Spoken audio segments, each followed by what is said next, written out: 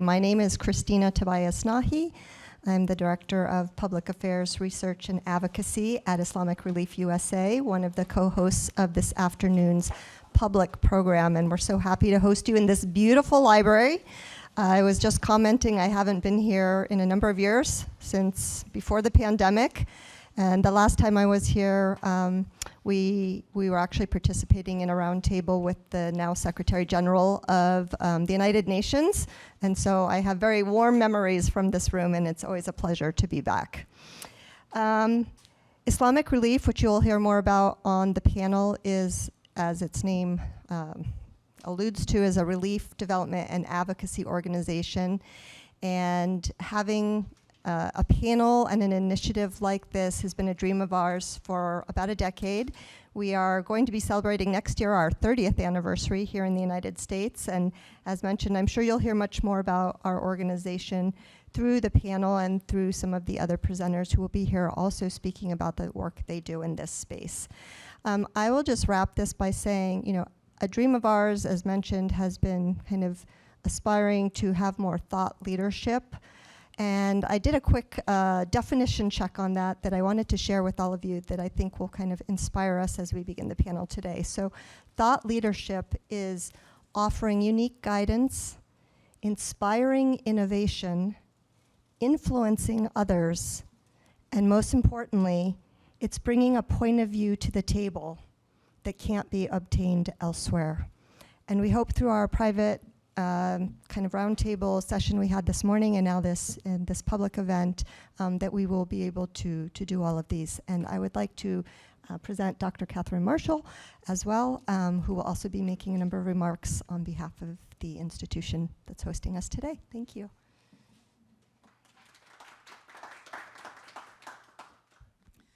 Thank you. As Christina said, I'm Catherine Marshall, and my job is to welcome you to Georgetown, but also to the Berkley Center for Religion, Peace, and World Affairs, which has been delighted to be a co-sponsor for this event.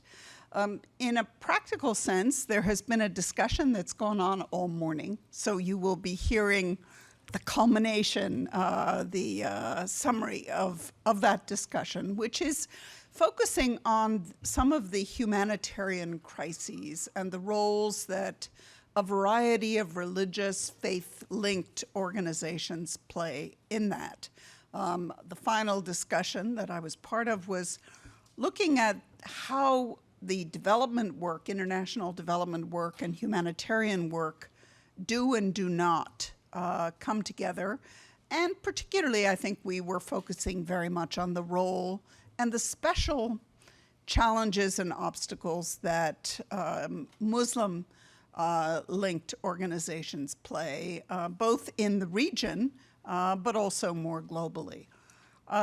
In a very practical sense, this meeting is being recorded. It's not live streamed, thus it's not quite hybrid. But the recording will be available on the Berkley Center website, and I'm sure as well on the Islamic Relief. Just very briefly to highlight our work overall, which we share very much with the Islamic Relief, but also with the other organizations that are here, is to try to identify the specific assets, the specific knowledge, and the specific challenges that the large number of organizations linked to religious communities and organizations face in working in humanitarian and development. And clearly, these humanitarian crises are, if anything, growing. I think we all know the alarming fact that the forced migration numbers have now topped 100 million people. 100 million people are displaced. And we are also, and this is an issue that I spent sort of several hours on yesterday, is the looming food crisis that we're facing globally. So these are very central to this humanitarian challenge that we're looking at here. So again, a very warm welcome to you. Thank you very much to everyone who's made this possible. and look forward to hearing the panel. Today's conversation is really meant to be just that, an actual conversation that in many ways captures the narrative, arc, and the exploration that we were engaged in this morning, which is, again, to map out the very specific knowledge, the specific assets and challenges that FBOs provide us in conflict scenarios, with a special focus, frankly, on Muslim world affairs. And you'll learn today throughout the panel that there are very specific issues that Muslim FBOs face in these contexts over other organizations. Our panel today is intended to help us capture that overall arc. And I'd like to go ahead and just begin by introducing that panel quickly. Next to me is Peter Mandeville, a friend and colleague for years. Thank you, Peter, for joining us. Peter, you're at the Schar School for Government. Is that the title? I always forget. Policy and Government. Policy and Government at George Mason University, but also a kind of a resident figure here at the Berkley Center. And you also have a position as resident expert right now at USIP, and has been really, for those who don't know, one of the most foremost voices on religion and foreign affairs in our community here in Washington, D.C.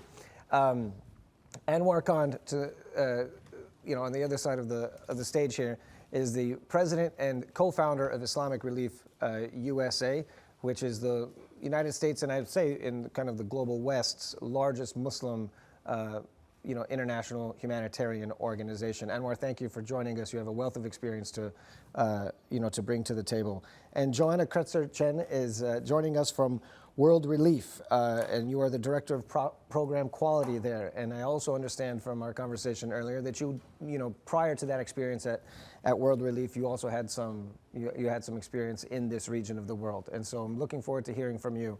And really what the panel is intended to bring together is an overall picture of this dynamic. And so, Peter, I'd like to begin with you. I know that I had a question lined up for you, but go ahead and take it as you would like. But I would like you to set the stage for us a bit from the policy perspective. Humanitarian aid and development is often a space where states leverage their soft power and heavily invest in public diplomacy. Although they are not state actors, FBOs are increasingly integrated into this conventional aid and development space, including by working with state agencies. So then what implications do FBOs have for foreign policy priorities like public diplomacy and soft power? Is there a risk for instrumentalization, liabilities of misalignment between state and FBO actors, security risks? What does that look like from that kind of macro policy perspective? Yeah, thanks, Abbas, and thanks for the invitation to be part of this conversation. So I think that from a policy perspective, I see sort of a bundle of contradictions, and contradictions that are exacerbated by a rapidly changing geopolitical landscape that I think are going to make these issues even more difficult to tackle going forward. So when you think of the role of faith-based organizations in conflict zones, some of the contradictions I have in mind relate to the fact that in many settings, faith-based organizations, by virtue of the trusting relations they have with some of the communities that are victims of conflict, by virtue of the unique networks they have the ability to access and to make available humanitarian relief that other donors and other humanitarian actors are simply not able to provide. At the same time, they operate, and I am thinking here particularly of many Muslim humanitarian organizations, they operate in a political, regulatory, legal, and security environment that actually serves to constrain their ability to provide the kind of relief that the international community is looking to. And I include things like the practices and environment that we often refer to as de-risking and debanking, the potential risks of criminal liability that is associated with providing support into contexts in which groups and movements that are designated legally in particular ways are present. That means that by reaching out and providing that helping hand, these groups may be opening themselves up to criminal liability. So to me, that's a huge contradiction. A second is the fact that in some settings, religion or religious identity is a factor in the conflict itself, which means that the activities of faith-based organizations in certain contexts run the risk of actually exacerbating the conflict itself. When I talk about a rapidly changing geopolitical environment that makes this much more complicated, I'm thinking about the fact that there are a range of state actors that are growing in prominence across many of the conflict settings that we tend to focus on in this work, that are themselves incorporating forms of religious activity and outreach into their foreign policy and into their external relations. A number of these governments are ones that are authoritarian in nature. They often sort of premise their political legitimacy on various forms of kind of exclusivist populist nationalism that sometimes has a religious dimension to them, and they find it geopolitically useful to use religion as a wedge issue to actually drive and generate conflict in the settings that we're talking about. And I think that trend, which just seems to be growing, is going to make this work even more complicated going forward. No, thank you for laying that out, Peter, and for folks, just to make it kind of concrete some of the issues that you raised there. When you talk about de-risking and debanking, for those in the room who are not familiar, what this means is that banks don't want to bear the liability of transferring money between a U.S. agency here to a bank in Iraq or in Lebanon, or to try to figure out how to get there. And so they think it's too complicated. So there are some advocates or advocacy folks who talk about the phenomenon of banking while Muslim, where all of a sudden you get a letter and a cashier check with your bank balance and say, your bank account is closed, we don't need you as a customer, we don't want you as a customer anymore, and that's it. And there's no real recourse to that. That's an example of sort of what bank debanking, de-risking looks like. It's a very structural challenge. And so thank you for bringing that up. And also, I really appreciate this discussion about the contradictions. The fact is that the same things that make FBOs assets make them liabilities, right? And we need to have some kind of accountability structure there to manage that if we're going to be serious about engaging these organizations and these communities. I'm going to jump over to Anwar to take us to the next point, and it's really about that sort of asset piece. Anwar, you're the president and co-founder of Islamic Relief USA. You've traveled around the world. You've dealt with this subject across multiple contexts. Can you tell us a little bit about what we call cultural literacy or cultural proximity, and how that's helped you and your organization to reach tough places like Afghanistan, Ethiopia, and Myanmar? I know you've visited those places recently. Do you have any examples or two to kind of really illustrate, how you all are positioned to help in ways that, say, USAID or the United Nations can't? Yeah, thank you. I think it's important to realize, to me, our work complements what the UN and the other organizations do. We're not in competition. No one form, whether it's the market, it's the government, or it's the NGO sector, can do everything. So to me, it's all about complementing, not competing. I was in Myanmar a couple of months, I believe it was October 2017, just after the conflict started in July, I believe, of 2017. So there were a lot of IDPs on the move. I was in Rakhine State. So I was going around, and there were intelligence officers keeping an eye on me. If you have a visa to go into Myanmar, you cannot go into Rakhine. When you arrive in the airport, it says you need a special permission to go into Rakhine. I've never seen that anywhere in the world. I got that, I went in there. So I went in there into Sitwe. We had a look at some of the IDPs over there. They'd been there for some time. And then when it was time for prayer, we went nearby the mosque. And the imam was just staring at us because he saw foreigners. And he didn't know, are these foreigners working with the government, against the government? Then I spoke in my second generation Urdu. And that's okay, because they speak in third or fourth generation Urdu. So their Urdu is even more broken than mine. So mine sounded really good. And he was just looking. Once he heard the accent, then he heard where I was born in Pakistan. The fact I was American wasn't a problem, but when I said I was Pakistani and the accent, then he just changed. He said, okay, now I can trust you, come inside. So we sat on the floor of the mosque. He told us what was going on. He did not want to engage with us if he thought we were outside foreigners working for an international aid agency or whatever. So that was very, very important, that I was able to win his trust with my language and with the feeling that I am not here against him as someone with my religious and my cultural baggage. But at the same time, all of the Islamic relief staff in Setway were not Muslim. They were Christian or they were Buddhist. And our staff were told in Yangon to not wear Islamic relief shirts because they may get assaulted if they're identified as Muslim. So, and the head of Islamic relief in Myanmar was a Christian. So it was with our Christian and Buddhist friends that we were able to help Muslims over there. So there's a time when cultural proximity is really important, but then you also need to play it smart sometimes too. And that's an example only of Myanmar.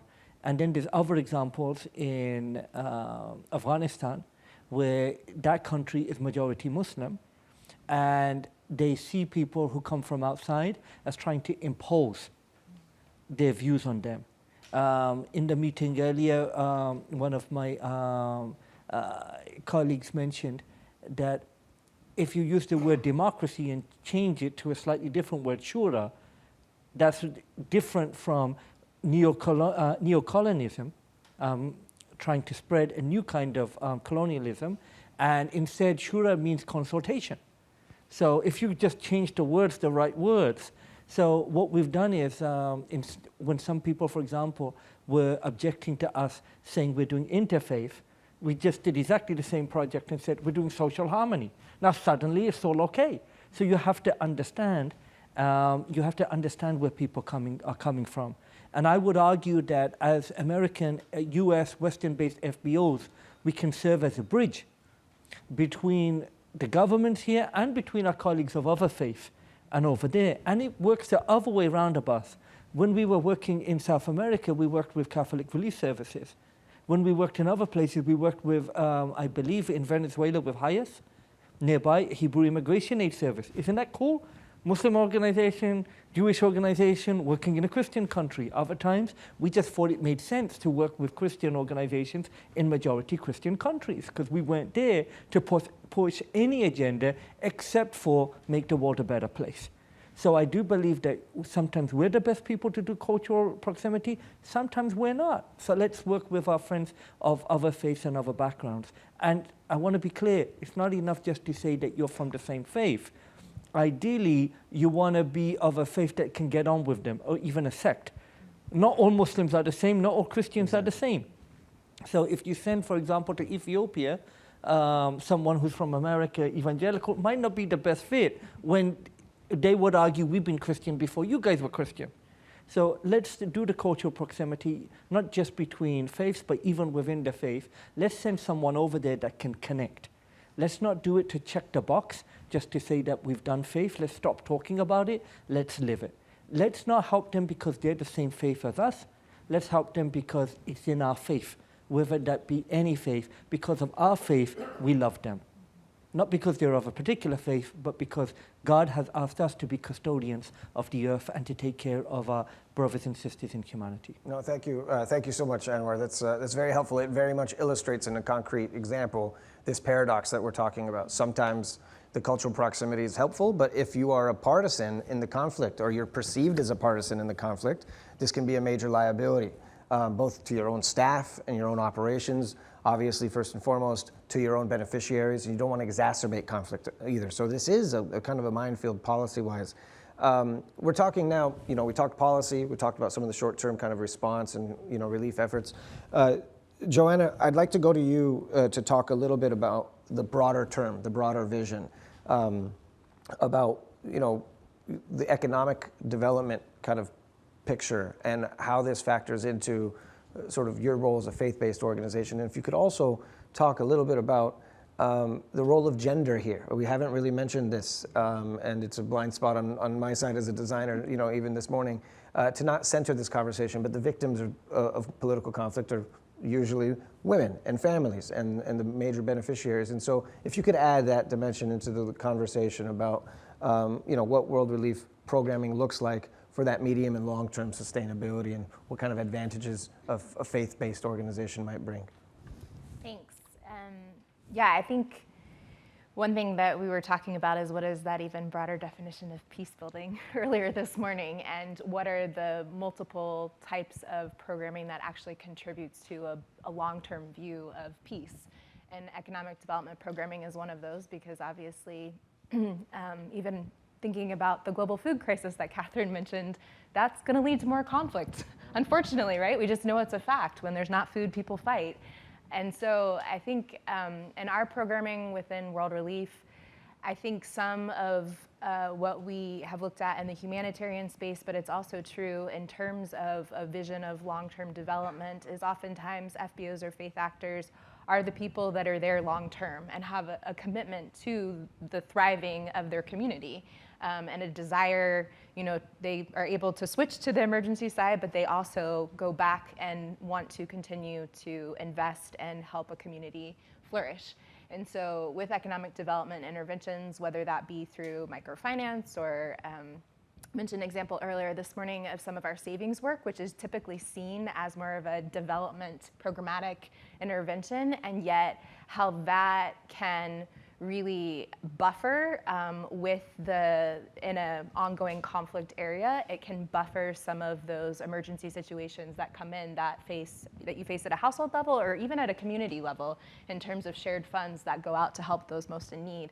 And an example I was sharing earlier is a case study in Eastern DRC, which is an area where you can have pockets that are seemingly peaceful, still facing their own issues with endemic poverty, but all of a sudden something lights up over here and then it just spreads, right? And all of a sudden maybe you wake up one morning and people have fled the night before from one community, and now you're hosting all of these new families that you didn't expect were going to be there.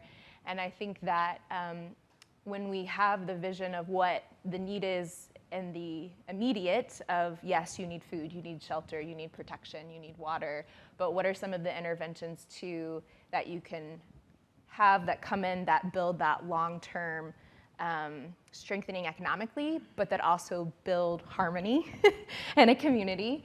And so one particular intervention also in Eastern DRC, when you're looking at this larger kind of situation of violence on a larger level in that area of the country, but then even internal tribal conflicts. We're looking at some programming between the Bantu and the Twa, and how just taking the viewpoint of, yes, both of them need to move forward in terms of economic development, but what are the issues that are causing the conflict there too? And so even the way that you design the programming can lead to long-term peace, right? And so bringing them together and having them learn some of the agricultural techniques together, understanding why that was very foreign to one group that did not formally exist that way because they were more hunter-gatherers, and how that caused conflict with the other group, and how that has switched from a deficit mindset of we only have limited resources to how we can actually live together and work together. And I think from a faith-based perspective too, with staff and with the communities, the faith communities that we work with, of having this view that it's not just an intervention that comes, you're done, it's wrapped up, but this longer vision for transformation and holistic transformation that is not just meeting physical needs, but it's bringing peace in a different sense too. I think that does, it's a unique, maybe not unique, but it's an added value of faith-based organizations and the commitment then that they have for staying on the ground and the vision that they have for the work, both in the immediate and the long term. And that's very interesting, thank you, because I think it's really interesting you bring up that immediate and long-term piece, because in the conventional aid and development space, humanitarian response and development work are treated totally separately, right? And so now, there are frameworks to talk about humanitarian development to plant those seeds early on. But you're saying that, it is very much the case that FBOs have in their DNA to be around for the long term, so the immediate should lead to the long. I think about cases, for example, in post-genocide Rwanda, it was faith-based organizations that went in and started exploring different products in the country and different kind of sectors of the country that could be able to help revive in a number of ways. And in my neighborhood in Atlanta, Georgia, there's a well-known coffee shop called Land of a Thousand Hills Coffee, and it was an Anglican pastor who went and helped invest in the coffee industry, along with a number of other Christian FBOs. And now Rwandan Coffee is a radical conflict transformation piece and a real success story there. And I love to hear about those kind of concrete operations. So can you tell us about the DRC projects that you were involved in? What were the agricultural products? Like, what was the activity or the economic activity? Because I think we often hear jobs, economics, but it's interesting to know kind of what is the stuff. Well, in that case too, I mean, a lot of what the money went to is, if you have limited resources, you don't even have the materials to do the work. Hoes are important in terms of productivity, or seeds and things like that. And so having access to that and getting that to the communities, but then also the training that goes in so that you are more productive. And I think a lot of the work that we do too, it's looking, like I said, it's not just about one aspect of development of like boosting a family's economic resilience, but it's important for their nutrition too, right? And so a lot of the work that we do, it's not just, raising more cassava so that you can sell more. It's what are the other foods that you can integrate to that go back into your household, that go into your wider community. And so specifically in DRC with the Bantu and the Twa, I can't speak to the actual crops that we're growing, sorry. But it was agricultural. But it was agricultural, and then taking that to market, which is difficult and an active conflict zone too, of how you navigate those channels, but working within the systems and helping them know how to flex, when something heats up and you can't get to that market, what do you do so that it's not wasted as well? And so thinking through some of what we do as practitioners, thinking about risk. Like, how do you build that skill set at a community level too, so that they're thinking through, if X happens, then we go this way. If Y happens, then we go this way. And so I think it's, it was agriculture. Okay, it's great to hear though that there's a whole ecosystem that you're really supporting there, from the tools, the training, to going to market. I think that's really important. And so, Anwar, I'm going to come back to you. You guys are involved in humanitarian work, so why not teach somebody to fish instead of give them a fish? This is a setup, by the way. Yeah, I never heard of that one before. Every time someone tells me, they have so much enthusiasm. And I just, When they say that, right? I'm going to just behave yourself. Okay. Too easy. And this is a couple of things. Number one, if something's really obvious, then maybe somebody else has thought about it before. We need to have a little bit of humility in the work. We don't have all the answers. This includes in humanitarian and development work. Literally after the tsunami in the Indian Ocean in 2005, we did a project trying to we had fishermen, but their whole fleet in southern India was destroyed. So we had to buy the boats and the fishing nets. We did try, but no, people like that story, but they don't put their money where their mouth is. Go ahead. So let's put our money where our mouth is. If we really like to do this stuff, let's stop saying that we care so much about sustainable projects, but not give our money there. I remember a few years ago, we did a survey in Islamic Relief. And I'm sure this would be the same in many organizations. So we asked people, to our donors, what kind of project do you really like to do? I really want to do development, sustainable, long-term. That's great. What project would you like to donate to? Oh, I want to donate to emergencies and humanitarian work. Where do you think we should be working? Oh, I think we really need to work in America. Where would you like to donate money? Oh, I think I really need to donate overseas to the poorest countries. So what you'll find is what we say and what we do don't often match up. And I will say that it broke my heart to go back to Afghanistan in January of this year, 21 years after I first went there. Children were starving to death. 500 children in Herat in December 2000 died of exposure because of the cold or of hunger. As a result, I was there in April 2001 to help distribute food. They looked like they were children who were pictures I saw from the concentration camps. This is in Wardak in April 2001. The world knew they were starving. In the Jalozai camp, there were 10 babies dying a week, and the size of the coffins were shoeboxes. But we let it happen. Then 9/11 happened, many people died, but then the government changed, and then we thought development would come. okay, now we don't need to do emergency, we'll do long-term development. And we did those projects. We helped with women's literacy projects, we helped with different projects with different partners, the UN, we helped with some amazing projects with the UN of getting people off drugs. I think it was an 8-year-old drug user that went through our training, and she was picking up a 2-year-old drug user because the grandmother would blow the heroin into their mouths when they were hungry and they didn't have food. And then there were other projects that we were doing. This is under the Islamic Republic. I think it was 2007 I was there. So then I saw, yeah, these development projects, we're moving forward. Then I come back, I was like, oh my God, we're back where we started again. Yeah, that's heartbreaking. Let me ask you, though, as you talked about sort of, we say one thing and we don't do another. Earlier this morning, you mentioned, okay, are you going to pay for the nets? Are you going to pay for the boats? Are you going to pay for the training? And even if you do, what barrier do you face, given the bank de-risking programs and all of that? So what I want to say is that you all are ready to do this kind of work, but what kind of challenges have you seen? Is there a project that you've seen stop because of the bank de-risking stuff? In Gaza.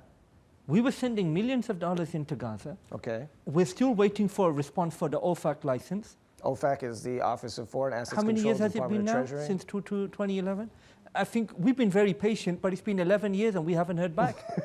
We're still waiting. Did you check the spam folder? Yes, okay, that's a good idea. We should have checked the spam folder. But it's been 11 years. We don't get rejected. We just get ignored. Okay.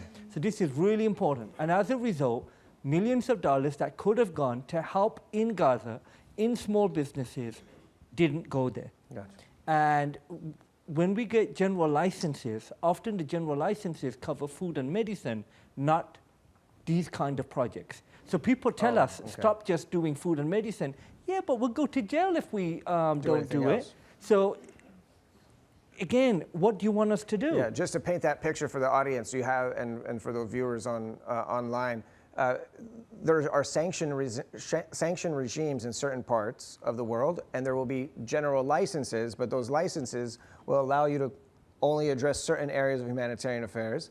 And on top of that, even if you have that clearance and you have that ability, you probably don't have a bank or a financial logistics partner to be able to process and operate in that space. Is that a correct representation? I know USFBOs that received money from USAID, but were not allowed to transfer that money to the actual project. So you got one part of the government giving you money, and then you got the banks afraid that another part of the government will send them to jail. I remember talking to bankers. I never thought in my life I'd be sympathetic to really rich bankers, but they were petrified they would go to jail. They were petrified they go to jail. They said, I don't mind paying tens of millions of dollars of fines, but I don't want to go to jail. I will miss my daughter and my wife and my kids. These were actually bankers, and at the end of the 2-day event at the World Bank, one of them came up to me, a German guy, and he said, I'm going to see if I can do better to reduce my risk, to increase my risk appetite. And what I told him is what you call risk appetite means the risk that they have of going to jail to help hungry kids. I said, yeah, but that's a risk appetite. I'm telling you, they're going to die. Because because of your risk appetite being low, they're not getting food on their plate. And if they don't get any food on their plate, they'll die. And when it was explained like that, he was like, Anwar, I'm going to try a bit harder. Yeah, let's see. Let's see what they can do. And I'm going to, before we go to audience engagement, Peter, I want to bring that question back to you. The counterterrorism finance regulations have sprawled across the global governance system. And are determined by agencies that very few people even know about, right? Like FATF and others. If we wanted to carve out a space to try something new, to see if there's a different model available, clearly we're not going to roll all that stuff back. From your perspective, inside and outside of government, seeing how things might get done, are there opportunities that we could explore, pilot projects, experiments, different kinds of initiatives that you think could bring together the right actors? What might that look like? Are there similar types of projects out there? I know I sprung this question on you, but I'm wondering, what are the actual possibilities, or should people just give up and look into innovative ways? No, I absolutely don't think we should give up, because I think we're actually at a very right moment at present, just given the vastness of the challenge. And I think a dawning realization of the ways in which this vast array of counterterrorism, regulations have stymied and brought to a halt the delivery of some absolutely vital aid and assistance. Now, you're right that the naturally risk-averse bureaucracy of governmental and intergovernmental bodies under whose auspices these policies and regulatory mechanisms operate, their risk-averse nature means that an effort that starts with trying to, I think, roll everything back in a single ambitious grand swoop, is not going to work. But I think that a modest, incremental pilot initiative, small in scale, very carefully designed, in a setting that has the likelihood of yielding a strong demonstration effect with minimal risk, allows things to start to be seen in a new light that then perhaps opens things up for doing this work at larger scale. Yeah, it would be really nice to think through. Can you imagine, you said something that has a kind of minimal risk. At the same time, these barriers exist where they're high-risk places. We've talked about sort of cash, kind of cash aid programs. We've talked about economic development programs. If you could snap your fingers and take a shot at it, what kind of scenario would you see? What part of the world, for example, would it be Yemen? Would it be Afghanistan, Ethiopia? No, I think, and again, I'll kind of speak primarily from a U.S. Governmental perspective. It would need to be a conflict setting in which the various entities and parties involved don't have strong links to issues that the U.S. government regards as strategic priorities, right? So any conflict settings in which ties to Iran, for example, are a prominent component of it, that's going to be a non-starter. You're going to want to have a conflict context that has less complexity, strategic complexity in that regard. So I could imagine the possibility of some of this being done experimentally in Yemen, not Yemen, sorry, Libya, for example. Okay. Libya, Ethiopia. Okay, excellent. Okay, now Ethiopia. Yes, that's very helpful. Thank you. Thank you so much. Okay, we have about 10 minutes or so left for time, and I want to make sure that we can go to the audience. And I want to welcome those of us that are just joining us for the lunch panel. Please feel free to weigh in. If there's anybody that would like to ask a question of the audience, feel free to raise your hand, stand up, address the audience. If not, there are a number of familiar faces in the audience here that I'd love to be able to hear their perspective on the conversation so far. So do we have any takers to begin? Go ahead, sir, in the back. And if you don't mind, if you don't like to share your affiliation name. Absolutely. Thanks so much for an excellent panel. I'm James Standish. I'm with the Advanced Development and Relief Agency, ADRA. And like our friends at Islamic Relief, we're in a lot of complicated places. And this is one of the paradoxes that we face, and that is that the most needs are in places that are the most complex. The two things go together, as a general rule of thumb. My question to the panel is this. It seems that sanctions are a common theme no matter where the suffering is, whether it's Venezuela, whether it's Yemen, you start going through Afghanistan, of course, now in Europe as well. The question I have is, broadly, is there any coordinated effort to have a more constructive dialogue about sanctions as a tool within the U.S. arsenal, particularly considering the collateral damage, let's put it that way, that these sanctions are inflicting?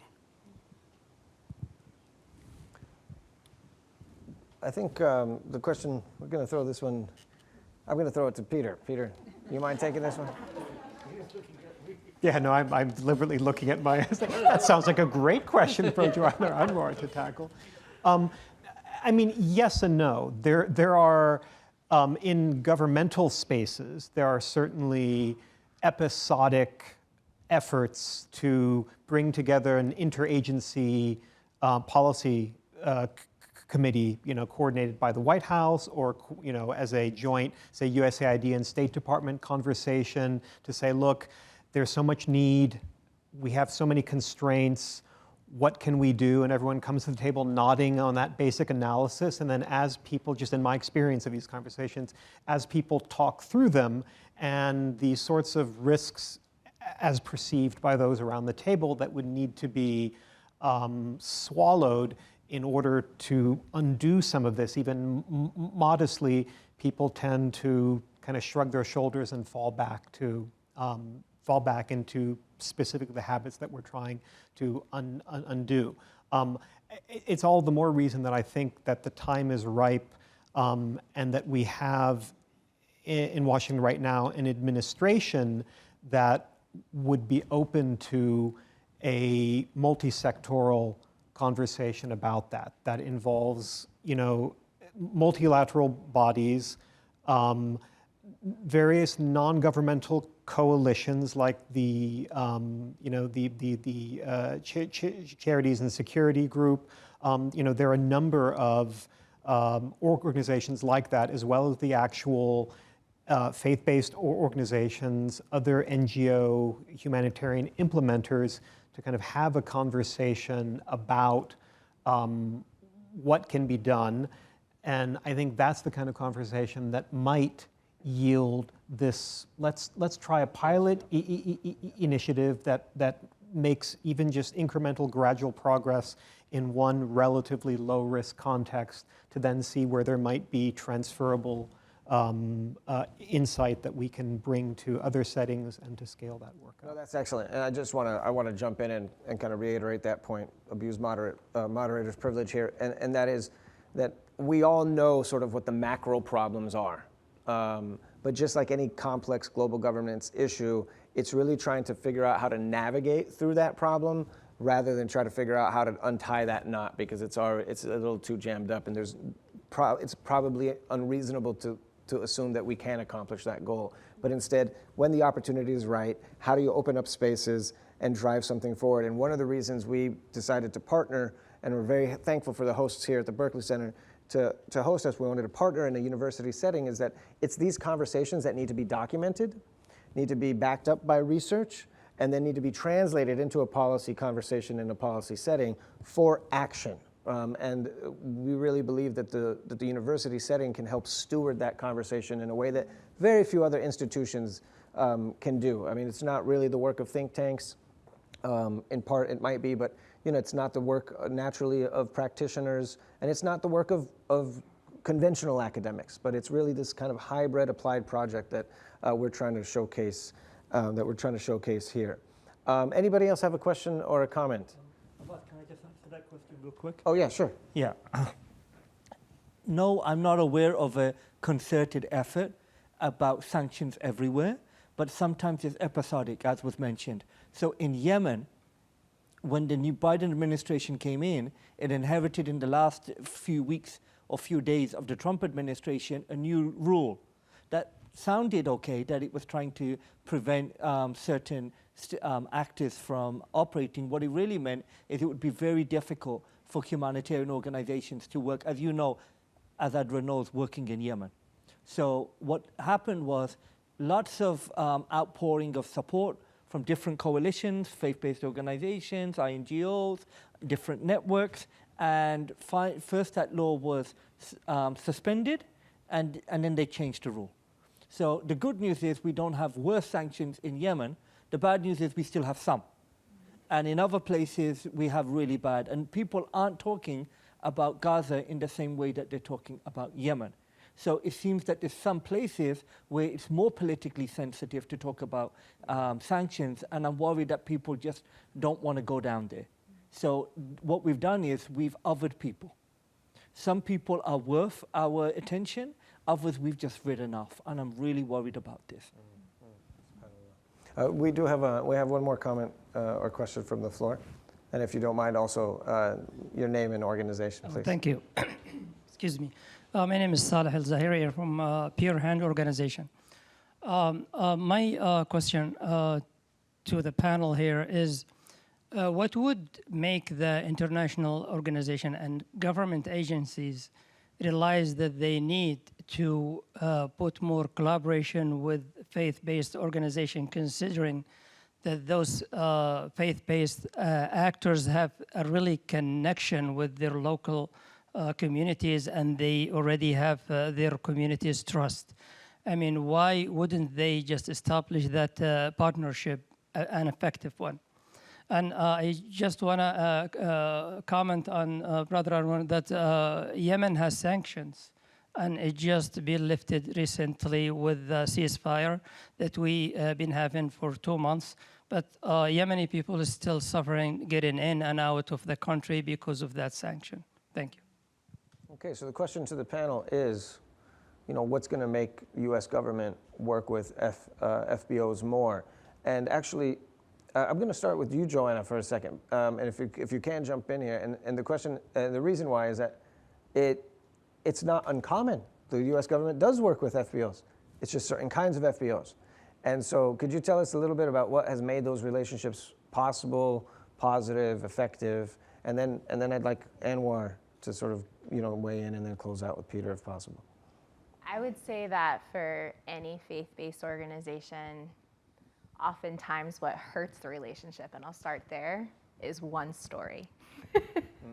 Is that someone somewhere messes up, or there's corruption, or there's, we talked earlier about some people who are not following humanitarian principles and have open proselytization as a part of their work, and that ruins it for everybody.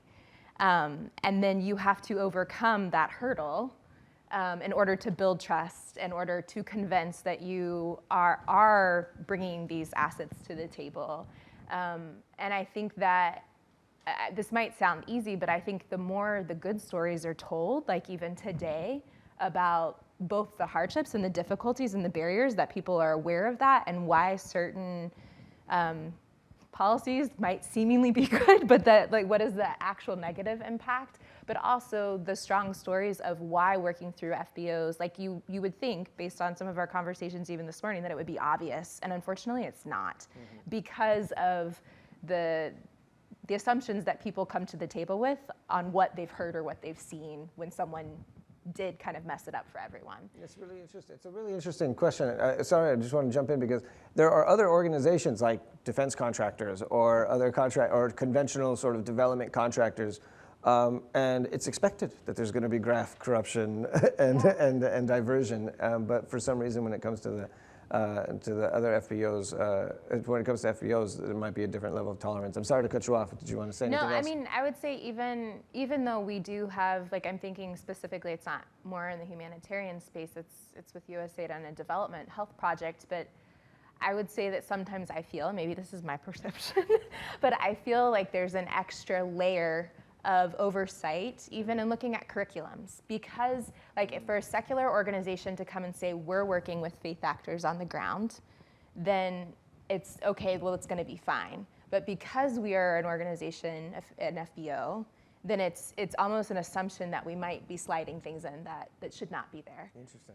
Maybe that's my perception. Maybe I should be saying that out loud. But I do feel, I think we feel that, whether it's perceived or not, we feel that burden at times. That's very interesting.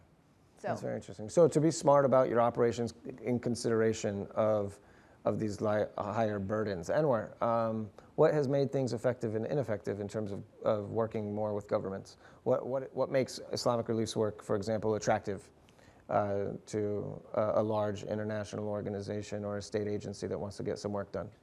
A few things. Number one, we can get access to some places where others can't get access to. When David Berkley from World Food Program a couple of years ago went to Hodeidah, he was in an Islamic Relief car taken around by Islamic Relief staff in Hodeidah. Islamic Relief is a partner in Yemen with WFP. So we were able to go to places that what organization? United Nations World Food Program. And people don't realize nearly half of the funds from United Nations World Food Program come from our taxpayers' money. So even though the previous administration was cutting back on some money with some UN agencies, they were funding significantly billions of dollars to the United Nations World Food Program.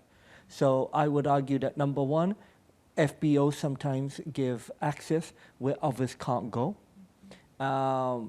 Second, some of them, not all of them, are willing to take risk that others may not be taking to go over there. Again, they don't necessarily, it could be secular organizations too, but some people are more risk averse. And at the end of the day, it's about servant leadership. Are we ready to put our own lives on the line, or are we just here to tell other people who are from a different color, different religion, to put their lines? Because they're from the South, are they treated differently than because we're from the North? So I think it's very important that we try to work with faith-based organizations. The other thing is, remember, when we use the word faith-based organizations, why do we call them that in America? This is the Establishment Clause. We're not meant to favor one religion above others, but have a look what they really mean by faith. I remember going into one meeting at the World Bank and just saying to them, the different faiths you have are different types of Protestants, and a little bit exotic, you've got a Catholic and you've got one Muslim and one Jew. That is not faith. This is Christian organizations. I went back to those meetings a few years later. I see a lot more color. I see a lot more different faith. It really is. So I think our definition of faith-based organizations needs to be about people of different faith. Not just the Abrahamic faith. What about the Dharmic faith? What about Hindus, Sikhs, Buddhists, and others as well? So 80% of the world claims that they're from people of faith.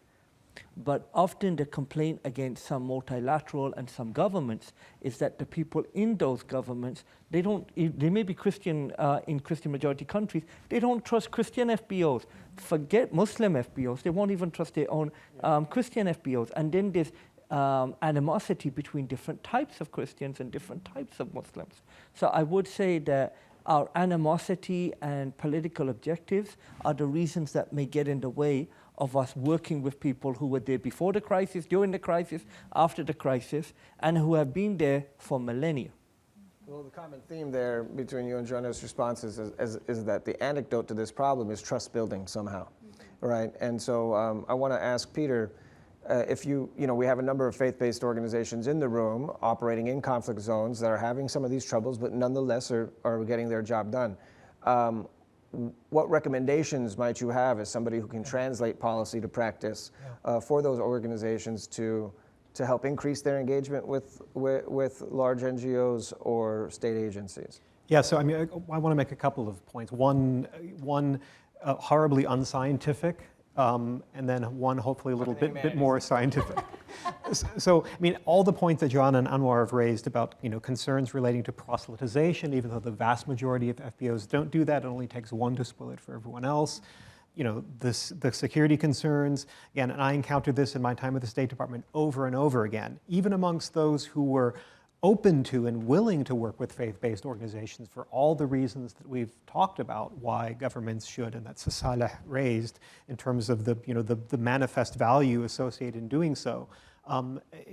Concerns that they'll get in trouble for violating the establishment clause of the First Amendment, that they'll be accused of somehow endorsing a particular religious perspective by working with these groups. The very unscientific point, and this is at a level of generalization that I don't usually feel comfortable operating at, but there is a sense in which there is in modern bureaucratic institutions that are the organizational substance of the public sector, U.S. federal government, multinationals, there is sort of a cultural bias towards secularism in them. And in terms of the demographics of them and the sort of milieu that they, class and education-wise, that they recruit their staff from, that means that there's a certain level at which there's this simmering suspicion towards religion and religious organizations that, quite aside from the very specific risks that we can name, that culture has an impact here. One recommendation, and here I'm going to be doing nothing more than channeling my good friend and colleague Catherine Marshall, is about evidence and data, right? Where you're able to articulate the value of working with faith-based organizations as a cold value proposition expressed in numbers. Programs will be 34% more effective, and your return on investment will be 14% higher, right? We've been, for years now, become very good in governmental spaces of kind of talking about, and I think convincing people increasingly to take a look at faith-based organizations, consider that possibility. But I think we're reaching a point where we need to be able to kind of articulate with evidence and data why that's the case, and I think that will absolutely speak to the worldview and mindset that makes a lot of the kinds of decisions that we're talking about how funds are used. That's very helpful, and I will say that one theme that came up, thank you to those who brought it up, is that it is the case that FBOs oftentimes lack a kind of data gathering infrastructure across the board, and it's because of the very nature of them as institutions, which are ground up civil society organic institutions.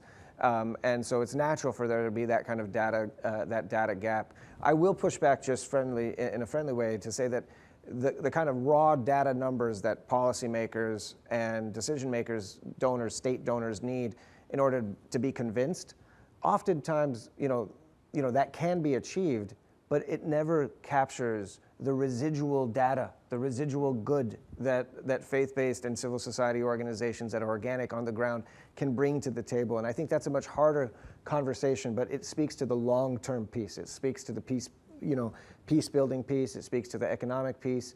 There are residual benefits of working in an organization or in a setting where you have a holistic approach to human care and stewarding human care. And so I think that's really, to me, one of the largest challenges out there, is how to bridge that data gap in this conversation space. So I know that we're over time, but we're gonna close out here in just a moment. I'd like to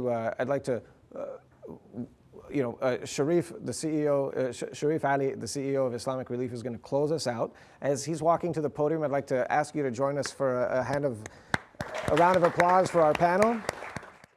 I want to wish you all a good afternoon. Thank you so much for joining our panel discussion today on the humanitarian access in conflict zones and the role of faith-based organizations. This has been a truly wonderful day that we've had, and you've seen the public results in our panel discussion. However, I'm really proud that Islamic Relief and our partners are able to convene thought leaders that are addressing some of the more challenging issues that our humanitarian actors are facing across the globe.